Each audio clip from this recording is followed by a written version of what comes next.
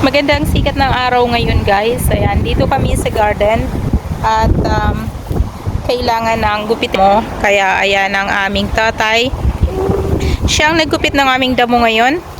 So, ako din naman ay nagsasampay at pagkatapos niya maggupit ng damo, siya naman ang mag-alaga dito kay Lorenzo. Then ayan, akin naman yung mga halaman.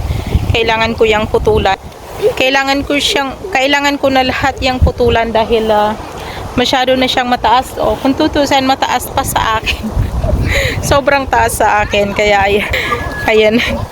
At ang mga bata ko ay naglalaro. Yung isa ayaw niya kasi ng makina, ayaw niya ng tunog ng makina, kaya kailangan niyang sumunod sa 2 linggong umuulan guys, kaya yung aming damo as in lahat na matataas, yung mga halaman sa paligid ng bahay namin ay mataas na. Hindi kasi namin kayang magbayad ng magdat ito din, so mataas na. Kailangan ko siyang manumanong tanggalin, kung manumanuhin itong damo na ito dahil medyo hindi kasi dahil wala kaming sasakyan sa ngayon at nandoon sa trabaho niya, iniwanan para makatipid ng konti sa gasolina. Ayan na.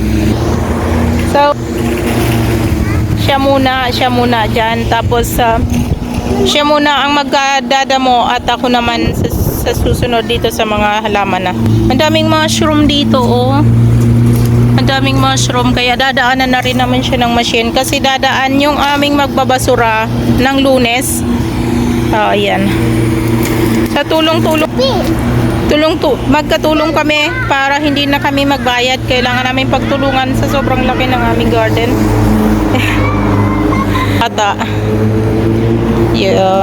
Diba? Sabi niya, kanya ang ground, akin yung mga halaman na ito. Yan. Yung halaman na yan ay aking tatanggalan ng damo, ng gugupitan.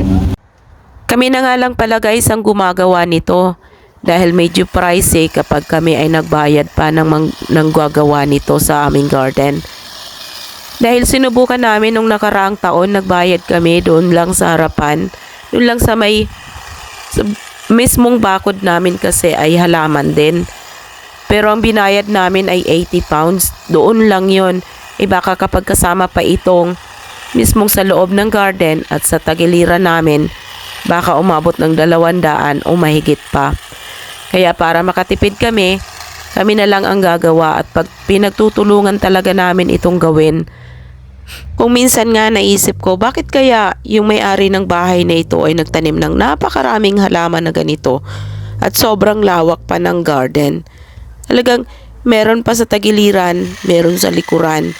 Sobrang dami mong lilinisin. Yung maghapon talagang igugugol mo sa garden lamang. Dahil nga sa mahal din ang upa or mahal magbayad para sa gardener, kailangan pagtiyagaan naming dalawa. So ganito lamang guys, kasimple ang aking buhay dito sa UK. Follow for more.